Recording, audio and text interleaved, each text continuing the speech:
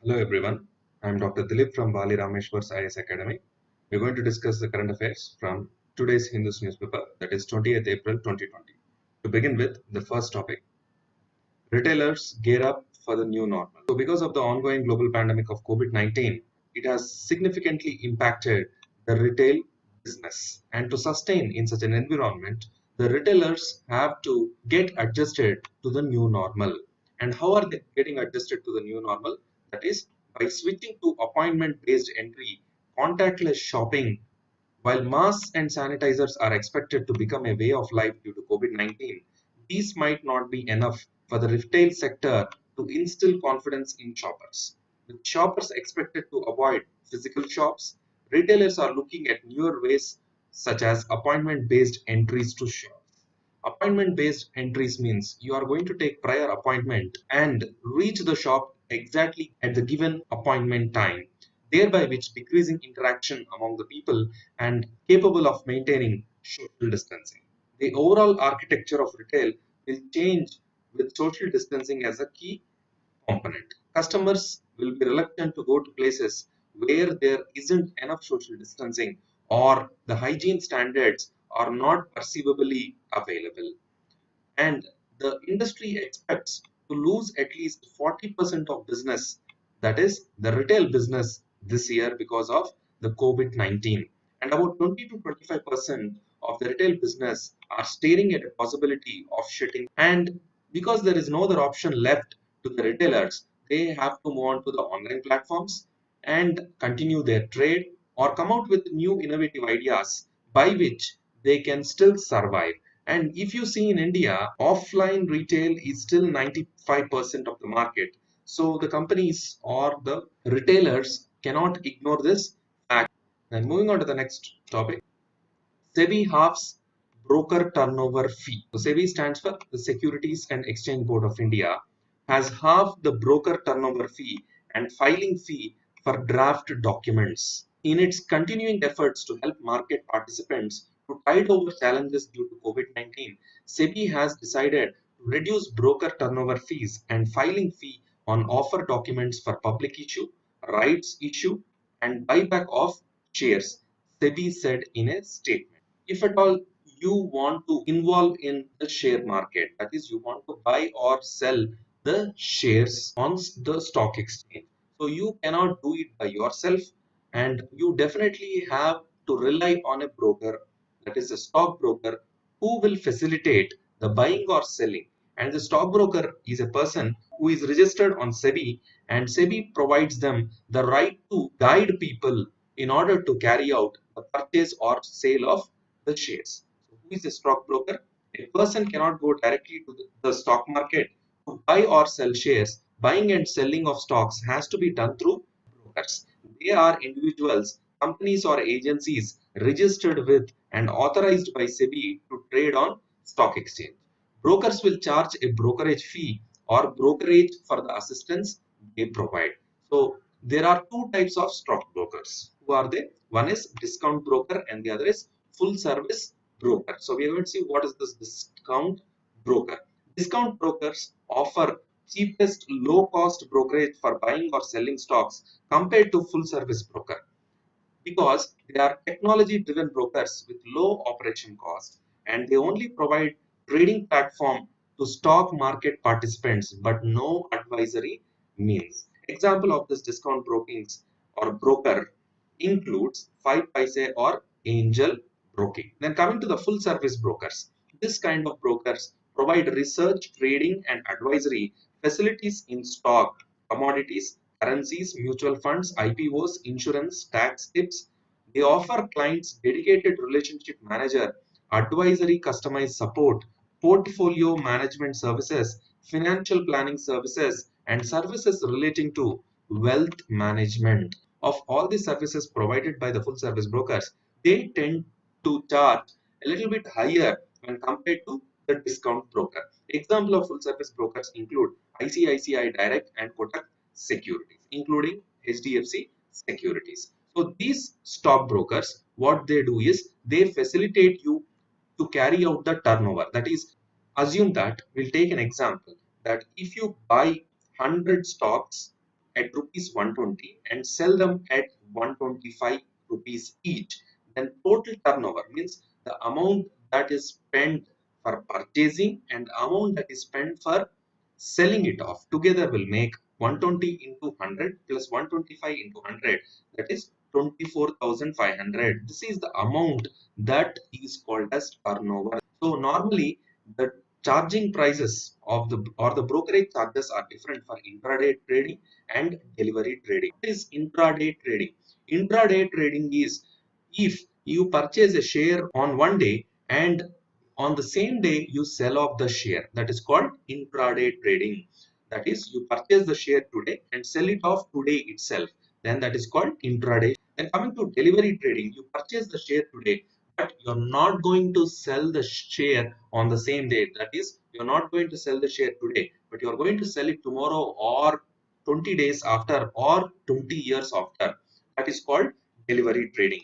So if you see the both, turnover is 24,500 in the both cases, but total brokerage will be applicable to the turnover, that is 24,500. The total turnover will be chargeable at 0.275%, that is roughly to 67.38 rupees, and for delivery trading, that is 0.55% of 24,500, that is 134.75 rupees. This is the meaning of broker turnover fee. Now what SEBI has done is to help the participants in the market so that they can continue participating in the market without getting affected. They have decided to reduce the price. So the broker turnover fee has been reduced by 50%. Then coming to what is this filing fee on offer documents for public issue, rights issue, and buyback shares. So if at all a company wants to issue IPOs or FPOs, that is initial public offering or follow-on public offering, they have to file a draft in SEBI, and SEBI is going to scrutinize it and then register it if at all everything is normal. For filing the draft for IPOs or FPOs, which you already know because we have discussed in the earlier videos, so this filing is going to attract certain fee. And also if you talk about rights issue, so what is meant by rights issue? Assume a company is there and this company wants to reduce its debt. So how can it reduce its debt? It is going to issue certain rights to its already existing shareholders, that in a given span of time these shareholders can further purchase a new set of shares within the same company at a discounted price. So that is called as rights issue. And coming to the buyback shares, company wants to purchase its own shares that are present in the market. Then it gives out the buyback offer. And when all these have to be done, these companies have to file the draft documents in SEBI. So the filing fee also has been reduced to 50% of the existing fee structure. Then that is about this topic. Then moving on to the next thing, brokers seek action against Franklin Templeton. So we have already seen in the yesterday's newspaper that Franklin Templeton has wound up six of its mutual funds, citing illiquid conditions and increased erosion of the value of these six mutual funds. So the Association of National Exchanges Members of India, which is an umbrella body representing about 900 brokers, what they have done is they have asked the government and the capital markets regulator to take strict action against Franklin Templeton Mutual Fund. So why they are pressing that strict action should be taken is because it is said that the investments in the six schemes of Franklin Templeton Mutual Fund decided to wind up wherein securities that were rated A or lower, the broker body has said that questionable investments decision forced the fund house to stop redemptions. So what happened is, as we have earlier discussed, this Franklin Templeton has invested in instruments which are having low rating, that is A or even lower, that is they have more risk. Those companies in which they have invested may have less liquidity, and because of this reason it appears the profile of some of the companies of which the Franklin Templeton Mutual Fund chose to invest in, and the terms of those investment are questionable. And market slowdown gripped the economy. There was a substantial price erosion in the low-rated papers in the debt market, where Franklin Templeton Mutual Fund had invested heavily, forcing them to stop redemption. And it says that Franklin Templeton Mutual Fund, out of these six mutual funds which have been wound up, it is said that one or few of the mutual funds have as much as 64.73% in securities which are lower rated as A or lower. And the Franklin Templeton Mutual Fund has invested in long duration securities, even though SEBI norms clearly states that ultra short duration funds can have bonds with tenure between 3 months and 6 months. And this is nothing but violation of the norms set by SEBI. So the umbrella body of the stockbrokers has asked that proper action should be taken against the Franklin Templeton in order that it will be a lesson so that in future no other asset management company will involve in such action. Then moving on to the next topic, allow liquor sales outside containment zones. So the liquor industry and the beer makers of the country have reached out to the respective state governments to allow alcohol sales outside containment zones with strict social distancing guidelines. So as you know that the Ministry of Home Affairs has not given permission for the liquor shops to remain open and carry out its sale. But despite of these regulations, you can see a lot of bootlegging going on. What is meant by bootlegging? Bootlegging means illegal sale of alcohol, manufacture and sale of alcohol. And it is a serious loss to the revenue. And what All India Brewers Association has said is that the state governments generate more than 36,000 crore of tax revenue per year from beer alone in the form of excise duties and VAT. A significant revenue that states can generate is being lost because sale of alcohol has been impacted because of the lockdown norms of COVID-19 pandemic.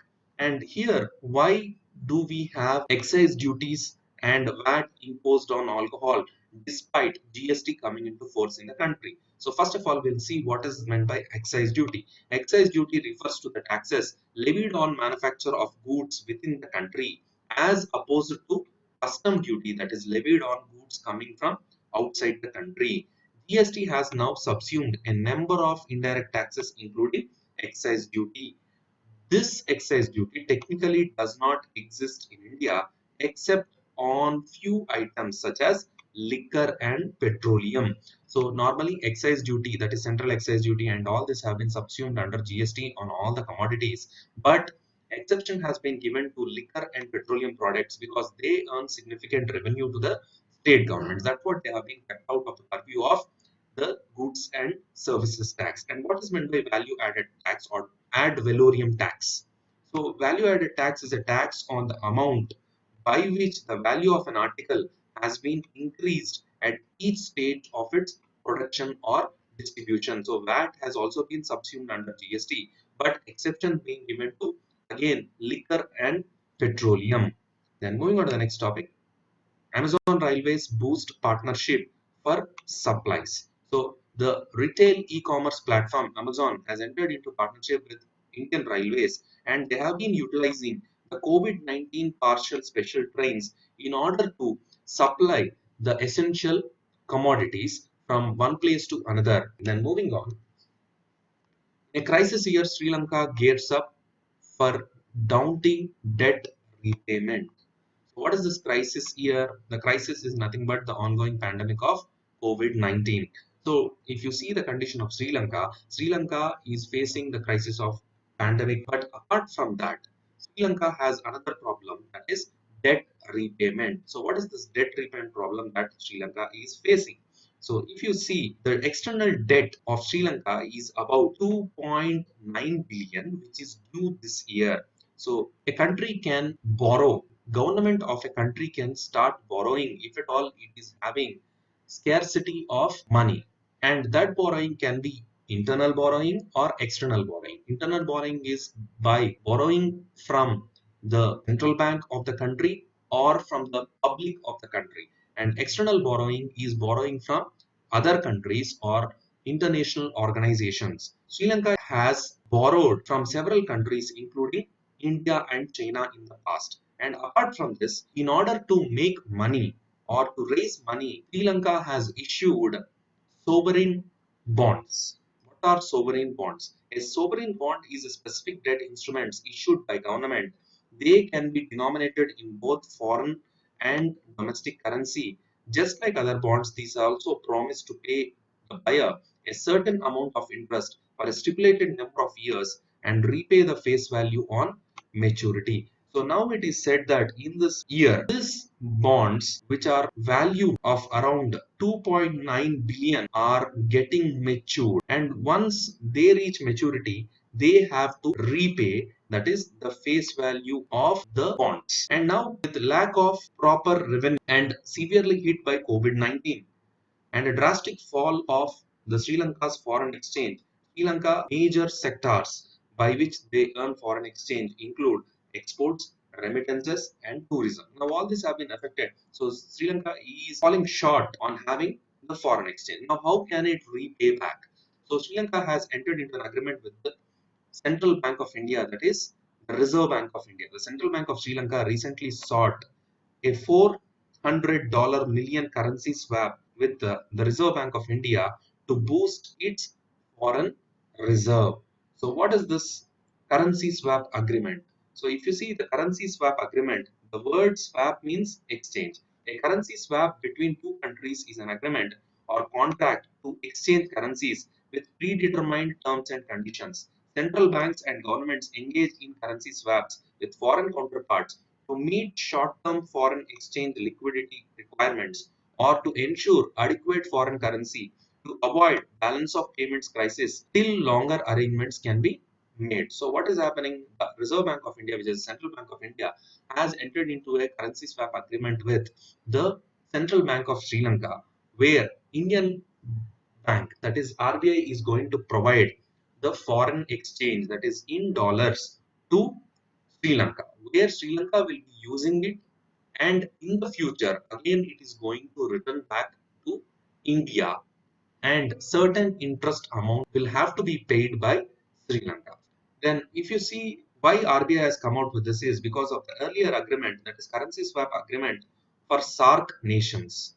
So, the Indian government, with an objective to strengthen financial stability and economic cooperation, has revised the framework of currency swap agreement for SAARC countries till 2022. The framework period is from 2019 to 2022, in which the central bank will continue to offer swap agreement with the overall corpus of $2 billion. So a currency swap between countries in an agreement to exchange currencies with predetermined terms and conditions with the SAARC grouping. So if you see the SAARC grouping, that is South Asian Association for Regional Cooperation, it has 8 countries including Afghanistan, Pakistan, Bangladesh, Nepal, Bhutan, India, Maldives, and Sri Lanka. So because Sri Lanka is also a part of SAARC, and already RBI has made a currency swap agreement with SAARC nations, it has also made a currency swap agreement with Sri Lanka, whereby which India is coming into the aid of Sri Lanka, where they can meet their foreign exchange crunch. So normally, by the currency swap agreement of SAARC nations, what is there is, based on the terms and conditions of the framework, the RBI would enter into bilateral swap agreements with the SAARC central banks who want to avail swap facility. Then moving on to the next topic. UN warns of a human rights disaster. In the name of fighting coronavirus, many countries have been changing their rules and regulations, by which what it says is human rights and fundamental rights have been violated, and these should not be violated at any cost. And this article also talks about the misinformation should be countered, and it should not restrict the free speech, and poor should not bear the brunt of curfews being imposed on them. So no matter what, how much danger awaits. There should not be any violation of the human rights. And if you see this, whatever restrictions that are in place should be necessary, proportionate, and non-discriminatory, and also limited in duration. If not, it is going to affect many people. So this statement has been given by the UN High Commissioner for Human Rights, Michelle Bachelet, who called on countries to refrain from violating fundamental rights under the guise of exceptional or emergency measures. Emergency powers should not be a weapon of governments can wield to squash dissent, control the population, and even perpetuate their time in power. And moving on to the next topic.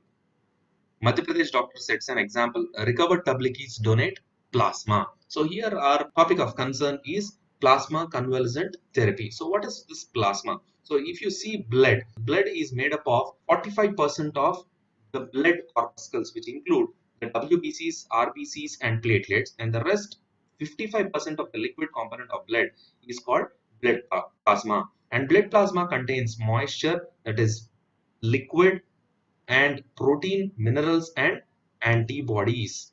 So, what are antibodies? Antibodies are proteins which are produced by the immune system.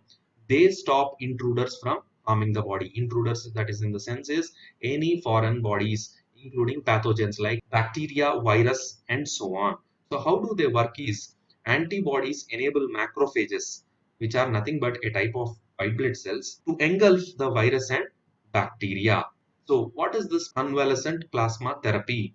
So, convalescent plasma therapy involves transfusing certain components from the blood, that is, antibodies that are produced in the blood of the people who have recovered from the virus, into people who are very sick with the virus or people who are at high risk of getting the virus. So, if at all a patient is there who is affected with COVID-19, so once he is recovered in the body, the cells, that is the B lymphocytes, produce antibodies. These antibodies are present at significant titers in the blood of the individual. So once he is recovered, these antibodies are recovered, that is from the blood plasma. It is extracted and they are injected into the individuals who are affected with COVID-19, that is severely or critically ill patients who are affected with COVID-19. And once this is done, then the individual seems to recover at a significant rate.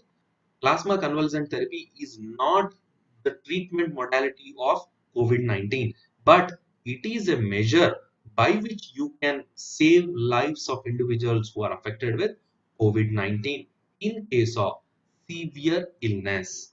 Then moving on to the next topic, CSIR, to let firms differ royalty fee. What is CSIR? The Council of Scientific and Industrial Research. And what is meant by differing means postponing. And what is meant by royalty fee? So to understand royalty fee, first you have to see what CSIR has done. CSIR has said that it will allow firms that use its intellectual property to manufacture items for containing COVID-19 to defer payments for up to 6 months.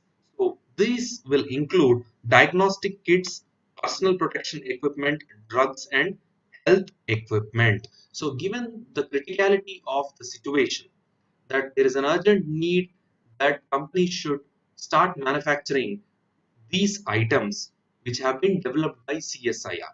So these things have been developed by CSIR. So because they have been developed, they are the intellectual property of CSIR.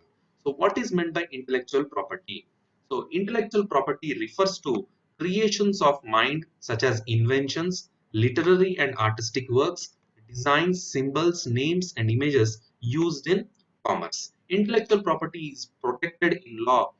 For example, patents, copyrights, and trademarks, which enable people to earn recognition or financial benefits from what they invent or create. By striking the right balance between the interests of innovators and the wider public interest, the IP system aims to foster an environment in which creativity and innovation can flourish. So basically, if at all any invention is done, any literary work, that is any book has been published, any artistic work like a painting has been done, any new design has been developed, that is any industrial design, symbols, or names, these all are considered as intellectual property. And similarly, because CSIR has developed the PPE kits and several other medical equipments that will be used in the treatment of COVID-19, those are the intellectual property of CSIR.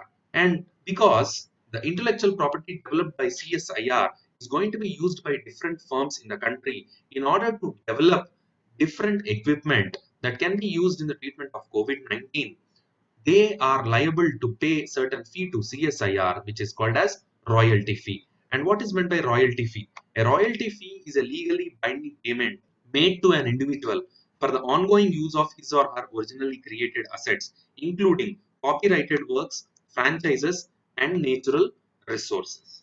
The use of royalties is common in situations where an inventor or original owner chooses to sell his product to a third party in exchange for royalties from the future revenues the product may generate. Assume that a individual has come out with a vaccine for COVID-19, and this individual has invented this, which is called as intellectual property of that individual, and that individual, for the greater good of the society, will give this formula of the vaccine or give the details of the vaccine to a pharmaceutical company. That is, he's selling this in his invention to the pharmaceutical company so that it can be replicated on a large scale. So, as this pharmaceutical company is going to take exclusive rights for production of the vaccine, the pharmaceutical company is bound to pay to the individual who has invented the vaccine a fee which is called as royalty for a limited period of time, that is for few years. So this royalty here in concern has been deferred by CSIR, and the time period that it has given is that these firms can defer payment of royalty for up to 6 months. Then if you see different types of intellectual property, it include copyrights. So what is a copyright? It is a legal term used to describe the rights that creators have over their literary and artistic works. If at all you see in books, you will come up across the copyrights. Then coming to patents, it is an exclusive right granted for an invention. If at all an individual has invented something new, then they can register for patent rights. And patent rights is going to protect this intellectual property from being misused by any other individual and claiming the benefit. Then coming to trademarks. So trademark is a sign capable of distinguishing the goods or services of one enterprise from those of another enterprise. So if you see what is a trademark in simple terms, the symbols, okay, like for Maruti Suzuki, the trademark, for Mercedes Benz, the trademark. This will help individuals to identify the commodities produced by those companies, which will help them in increasing their business. So these also will come under the intellectual property right. Apart from that, industrial designs. So different industrial designs which are very specific, those also come under the intellectual property. An industrial design constitutes the ornamental or aesthetic aspect of an article. And coming to geographical indications. Geographical indications are appellations of origin or signs used on goods that have a specific geographical origin and possess qualities, a reputation, or characteristics that are essentially attributable to the place of origin. So, example, you have geographical indications for the Darjeeling tea, for Tirupati Laddu, for Hyderabadi Halim, and all this. So, they help in benefiting the people who produce these commodities in that local geographical area, preventing counterfeits and also providing original commodities to the people who are interested to purchase it. Then finally coming to trade secrets. Trade secrets are IP rights or intellectual property rights on confidential information which may be sold or licensed. So what are trade secrets? Example of trade secrets is KFC. If at all you see the Kentucky Fried Chicken, they use a secret recipe. Or if at all you see Coca-Cola factory, it uses the secret formula in manufacturing the Coca-Cola or Pepsi, which will not be known to any individual. So those can come under trade secrets. So all these are different types of intellectual properties. And an international organization which is called WIPO, it is the Global Forum for Intellectual Property Services, Policy, Information and Cooperation, and it is a self-funding agency of the United Nations with 193 member states. So its mission is to lead the development of a balanced and effective international intellectual property system that enables innovation and creativity for the benefit of all. Its mandate, governing bodies, and procedures are set out in WIPO Convention, which established WIPO, that is World Intellectual Property Organization in 1967. Then moving on to the next topic, J&K, that is Jammu and Kashmir, extends ban on faster mobile internet. So, internet services in the valley have been suspended starting from August 5th of 2019. Once the statehood of Jammu and Kashmir was taken off and state of Jammu and Kashmir was dissolved with the creation of two union territories, that is Union Territory of Jammu and Kashmir and Union Territory of Ladakh. With the onset of COVID-19, there were requests that internet service should again be started. So internet service were started, that is, the speeds were 2G. And there were requests made that this 2G should be increased to 4G in order to carry on several activities. But the Ministry of Home Affairs has given a directive that the faster mobile internet should not be allowed. This is because the faster internet, mobile internet, when allowed, can help the terrorists who are planning to recruit large number of individuals from the valley. And the Ministry of Home Affairs has decided this in order to curb uploading and downloading circulation of provocative videos, guard against rumor mongering and fake news, to prevent the use of encrypted messages and voice over internet protocol services for infiltration and coordinating the militant activities. So if you see the Supreme Court judgment, the Supreme Court had declared access to internet is a fundamental right. The ruling is in sync with the United Nations recommendation that every country should make access to internet a fundamental right. In India, Kerala has become the first state in 2017 to declare access to internet a basic human right. Then moving on to the next thing, MP's virtual meetings scuttled over security concerns. So what happened is, with the onset of the global pandemic of COVID-19, the functioning of Parliament has been severely affected. And not only the ongoing session in the Parliament, but also different parliamentary committees have not been functional. And the Parliamentary Standing Committee on Home Affairs, which recently wanted to convene through a video conference, was not allowed, citing that the virtual meetings had security concerns. So immediately, the voice was raised by Mr. Anand Sharma from the Congress, citing that if Prime Minister Narendra Modi can do a video conferencing with chief ministers through a secure platform, then why cannot the parliamentary committees, that is, parliamentary standing committees here in particular, cannot carry out such activities? What are these parliamentary committees? So, broadly, parliamentary committees are two kinds. One is standing committees, and the other is ad hoc committees. The standing committees are elected or appointed every year or periodically, and their work goes on more or less on continuous basis. And ad hoc committees are appointed on ad hoc basis as need arises, and they cease to exist as soon as they complete the task assigned to them. So here the Parliamentary Standing Committee, which has been appointed, is asking permission that they can use virtual meetings as a source to carry on their activity without being affected by COVID-19, as the Prime Minister of the country is also doing so in carrying out video conferencing with the chief ministers of respective states to a secure platform. Moving on to the next topic, India among top three military spenders. So, a Swedish think tank, which is called as the Stockholm International Peace Research Institute, SIPRI, has given out the data of the global military expenditure on defense. So if you see in 2019, China and India were the second and third largest military spenders respectively in the world. So if you see Indian spendings, it is said that India's tensions and rivalry with both Pakistan and China are among the major drivers for the increased military spending, says the report. And the report also talks about that the Indian expenditure on defense in 2019 was 2.4% of its gross domestic product. And India was at fourth position in 2018 with Saudi Arabia at the third. But now India has moved to third position after US, China. But if you see that the Indian spending on defense, it appears to be decreasing rather than increasing in a percentage to its GDP. So while India's defense spending excluding pensions, which constitute a significant part, which have been growing in absolute terms, it has been going down as per the percentage of its GDP as noted.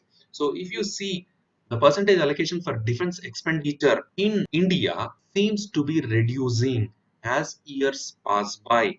And for the year of 2020 to 2021, it is said that excluding defense pensions, about 1.5% of the country's GDP has been earmarked for defense expenditure. Then moving on to the next topic. Returning migrants a threat to rural areas, says Ministry of Home Affairs status report. Migrant laborers are stranded in different states in their areas of work when compared with their areas of residence. They are eager to return back to their areas of residence.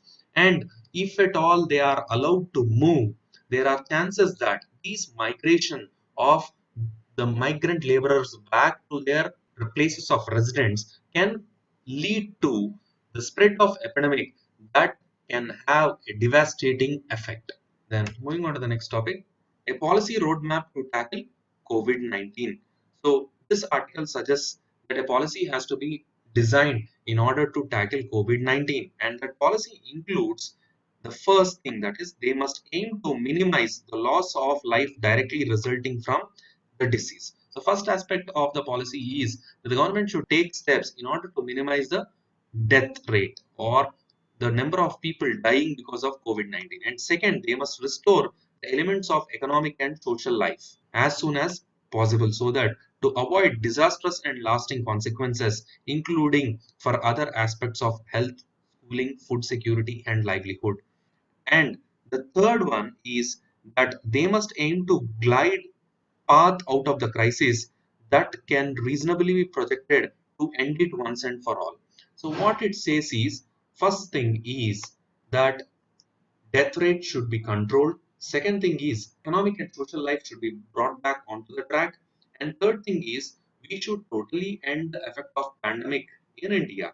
We have to see that the pandemic doesn't re-emerge as in case of several other pandemics in the past, but we have to see the policy in such a way that this pandemic comes to an end. And what is the use of lockdown? Lockdown is only a measure in order to buy certain time so that vaccine can be developed, but it is not a solution. Moving on to the next topic, lacking in transparency. So this article talks about that citizens must keep themselves informed and push the government to adopt scientific and people oriented policy. So first thing the article talks about is this delayed response of government of India towards the pandemic. So the Indian government has declared lockdown on March 24th, but the first case of COVID-19 was reported by January 31st. So why this delayed response? If the government had responded much earlier, then the number of cases in the country would have been less and unplanned way of implementation of lockdown. So here first, to limit the spread of the disease, it would have been effective if the government would have taken measures to quarantine the individuals who have been entering into the country from various other countries. That is, people who are flying into the country should have been effectively quarantined, by which the spillage of this disease or the spread of disease from those individuals into the country would have been significantly done away with. But rather, knowing the consequences, knowing that the cases are going to increase, the government has delayed in declaring lockdown, and its sudden declaring of lockdown on March 24th has significantly affected the poorer masses. A lot of people have been stranded in multiple areas and they have been not able to sustain because of lack of different amenities. And this is because of the unplanned way of implementation of lockdown of the government. And poor facing all the inevitable but avoidable. Had the government planned the lockdown in proper way, had directives been given earlier, what would happen? The poor would have returned, they would have been moved to their home places, that is the place of residence, by which all the problem could have been resolved.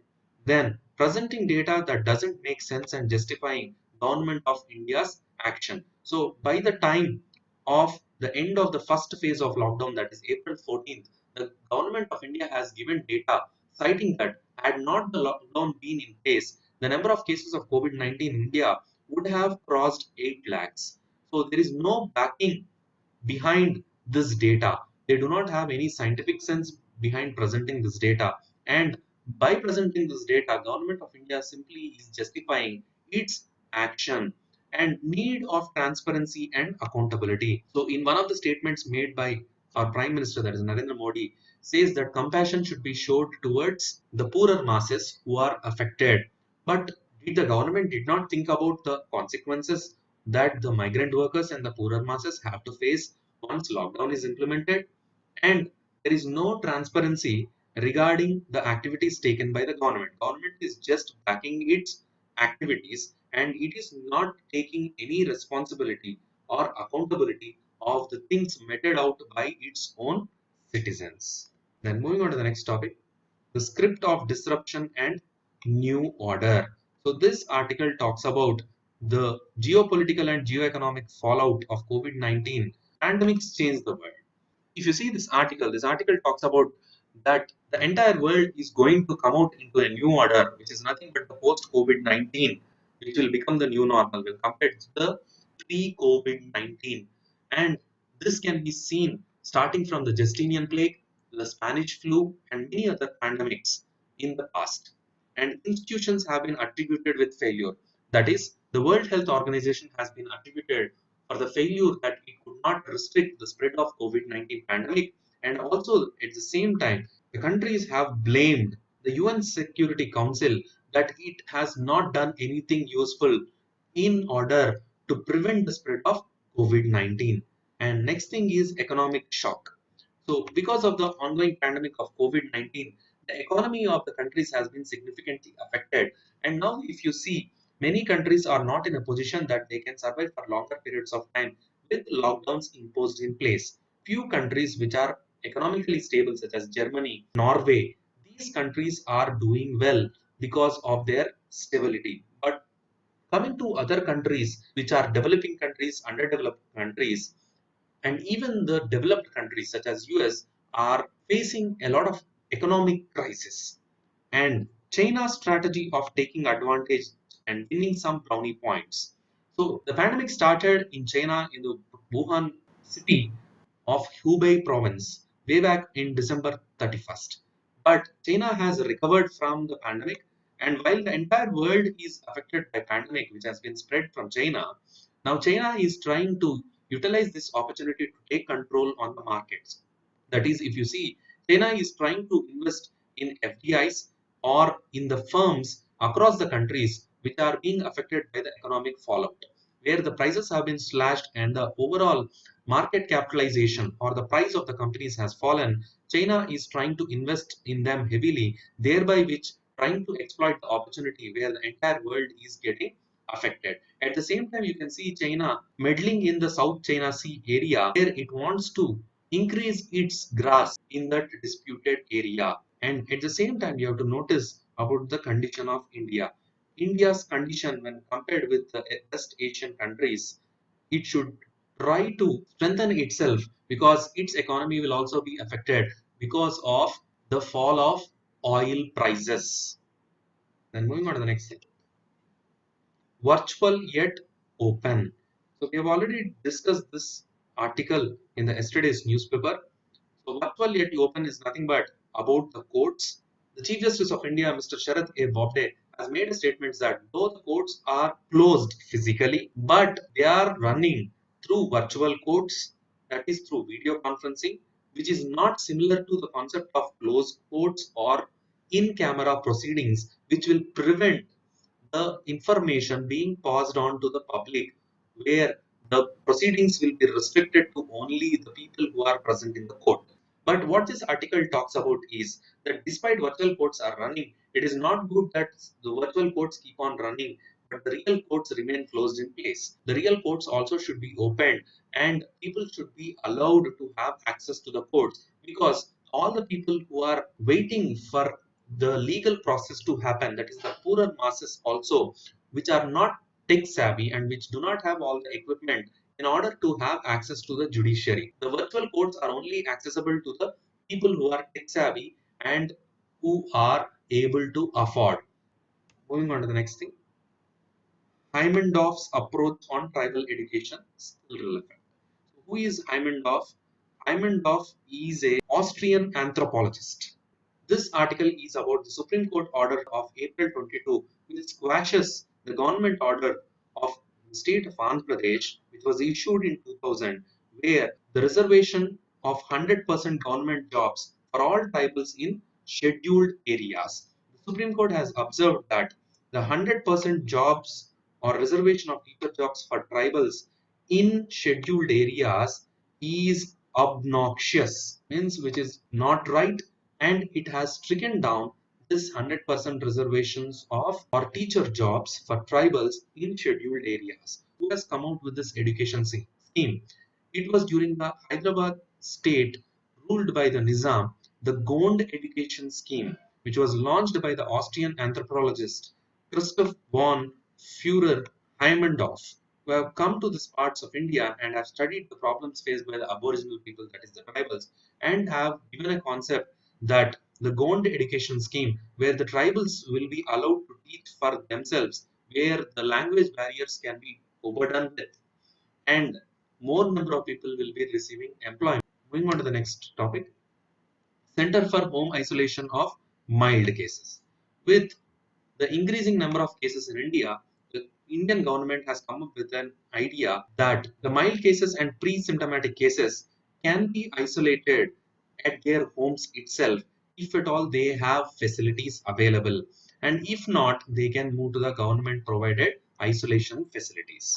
Then moving on to the next thing, RBI opens 50,000 crore liquidity tap for mutual funds. So we have seen in an earlier article yesterday about the TLTRO, that is targeted long-term repo operations. So targeted long-term repo operations 2.0 were initiated for the benefit of NBFCs. That is, the government or RBI is extending loan to banks at repo rate in order the banks will further extend loans to NBFCs so that NBFCs will not be affected with liquidity crisis. Here, the same thing is happening with the recent problem of Franklin Templeton winding up six of its mutual funds, citing illiquidity, that is, liquidity crisis in the market. The RBI has immediately decided to step in and limit the damage of the debt market. That is by opening 50,000 crore liquidity tap to the mutual funds, and that is done by extending loans, or that is done by providing the banks loans from the RBI at the repo rate. So under the scheme, RBI will conduct repo operations of 90-day tenor at the fixed rate repo.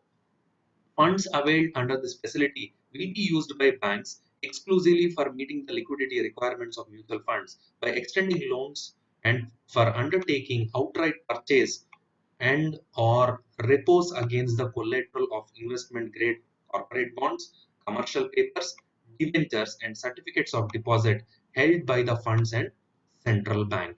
So we have to wait and see whether the banks will be interested to avail loans at repo rate and then further extend these funds exclusively for the mutual funds. We have earlier seen about what this corporate rate bonds. Corporate rate bonds are nothing but the bonds that have highest security, which are issued by governments or corporates, have less threats of security. And commercial papers are short-term unsecured debt instruments. And what is meant by debentures? These are debt instruments which will have a fixed income or fixed interest. And moving on to the next thing, ICMR says no payment made for Chinese kit supplies. So, with the ongoing pandemic of COVID-19, Indian Council of Medical Research has imported the rapid antibody test kits from China. And for importing, it always follows one policy, that is not going in for procurement with 100% advance amount, but with the distributors alleging that profiteering has been done by the Chinese company where the kits have been sold at higher prices to the Indian government. So ICMR states that this alleged profiteering has not been done as total amount has not been paid to these Chinese companies and the due process has been followed. So what this distributors allege is that China who delivered the kits at a cost of 245 a test were sold to ICMR for 600 a test, a mark up by 145%. But ICMR says that nothing of such sort has been done because there is no benchmark price that has been set for procuring this rapid antibody test kits, because this is the first time ever such crisis has been met with, and the quotation whatever it has received is under scrutiny, and only if at all the supplies are good and in future they see that these kits are useful, then the price will be stuck to and payment will be done. But right now no payment has been done because the as per the due process, not going in for procurement with 100% advanced amount. Moving to the next topic, Modi hints at graded exit from lockdown, says danger not over. So, if you see this article, as the lockdown has been extended all the way starting from March 24th to April 14th, then again from April 14th to May 3rd. And now, what is the strategy that the government has in place? Whether continue the lockdown or to lift the lockdown entirely. So, the Prime Minister of India, Mr. Modi, has announced that a graded exit plan will be in place, and this graded exit plan will only work for the green zones or non-infected districts, and emphasis will be more on converting the hotspots, that is red zones, into the non-hotspot zones or orange zones, and further conversion of non-hotspot zones or districts into the non-infected districts or green zones. And for the conversion of hotspots into non-hotspots districts, if there is no case reported for 14 days, then they are set to move from the hotspot districts into non-hotspot districts. And if at all these non-hotspot districts continue with no case being reported further for 14 days, then they will be under the green zone or non-infected zone. So for a hotspot to convert into a green zone, a total time period of 28 days is required with no cases in place. So the Prime Minister emphasizes that it is not time to relax and feel happy, but we should be more vigilant in order that more number of hotspot districts should be converted into green zones for the lifting up of the lockdown. With this, we end the topics.